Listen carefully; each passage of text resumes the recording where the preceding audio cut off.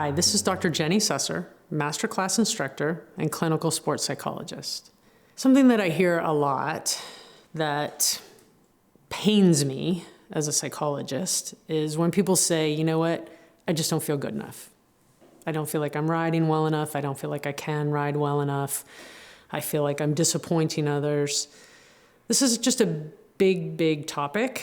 And in a couple of minutes, I can't really solve it for you or for anyone. But I thought it would be an okay idea to try and touch upon it. So if you're at a horse show or at a lesson or a clinic, or even just hacking your horse around and you start to notice those kinds of thoughts, that's the first thing that becomes important, is noticing when you're thinking that. So every thought that you have produces a feeling in your body and also in your mind. So our bodies and our minds are very connected. And a thought leads to a feeling, and then the feeling leads to a thought, and we end up in this loop. When you start to feel bad about yourself, you get these thoughts, these feelings, and then also a little bit of a chemical kick to it. So the upsetting chemicals, believe it or not, are just as enticing as the good chemicals. So it's really weird, right? We almost feel good about feeling bad.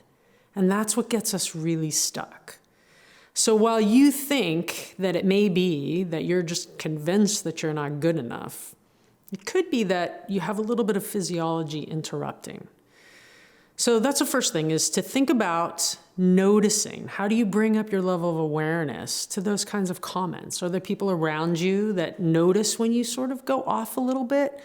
Does your horse tell you? My horse tells me, right? As soon as I start to doubt myself, my horse becomes the worst behaved horse ever. And he's saying, hey, come back. Come back to these better thoughts. So that's one way to think about it. Okay, how do you bring this up to a level of awareness? The second thing is collect some better data. So how do you know you're not good enough? Do you really have the truth there? I'm going to bet that every time you think that thought, it's based on bad data. So if you're not collecting good data, if you're convincing yourself that you're not any good, then you're going to feel bad, and then you're going to get stuck in that loop.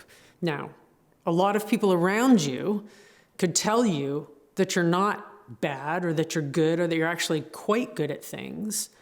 And you typically resist that, right? That's sort of human nature. Someone says to you, oh my gosh, you're so good. And what do you say? Oh, no, I'm not. No, I'm not. What I want you to start to do is think about a compliment, or when someone acknowledges you for something, think of that like them giving you a gift. So I'm going to give you, let's say, a birthday present. I would hand you a birthday present. Would you ever say, oh, no, you're wrong for giving me that gift? You wouldn't say that. No matter what the gift was, you would be gracious, accepting, and say thank you. So when someone says something nice, complimentary, or positive about you or your skill set, see if you can take it like a gift and say, okay, wow, thank you for saying that. And then you can take that and put that in your data bank. So when you say, oh, I'm not good enough, or I don't deserve this, or I'm messed up, or I'm disappointing X, Y, Z, then you've got a little bit to counter that thought. And maybe that can help you sort of climb out from under feeling so negative and so bad, recover some of your physiology, and get back to being with your horse.